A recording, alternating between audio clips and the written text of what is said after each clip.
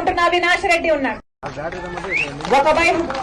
ఒకవైపు నేను రాజశేఖర రెడ్డి బిడ్డనున్నాను, ఇంకోవైపు రాజశేఖర రెడ్డి తమ్ముడు వివేకానంద రెడ్డిని హత్య చేసిన అవినాష్ రెడ్డి ఉన్నారు.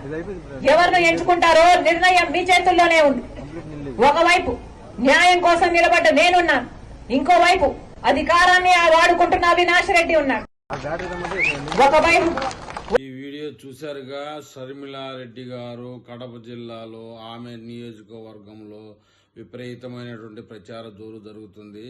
ఒకవైపు రాజశేఖర్ రెడ్డి బిడ్డ ఉంది, మరోవైపు రాజశేఖర రెడ్డి తమ్ముడు చంపిన అవినాష్ రెడ్డి ఉన్నాడు. ఎవరిని ఎంచుకుంటారో మీరే నిర్ణయించుకోండి అని చెప్పి ఆమె విపరీతమైన ప్రచార జోరులో ఎక్కువగా అవినాష్ రెడ్డి గారి మీదనే ఆమె విరుచుకుపడుతున్నారు. అసలు విషయం ఏంటంటే, నాలాంటి కడప జిల్లా ప్రజలు చెప్పేది ఏంటంటే, హత్య రాజకీయాలకు దూరంగా ఆంధ్రప్రదేశ్లో అభివృద్ధి జరగాలంటే టీడీపీ పార్టీకి ఓటేయండి. వివేకానంద రెడ్డి గారిని చంపిన హంతకులకు శిక్ష పడాలంటే టీడీపీ ప్రభుత్వం రావాల్సిందేనని కడప జిల్లా ప్రజలు కోరుకుంటున్నారు.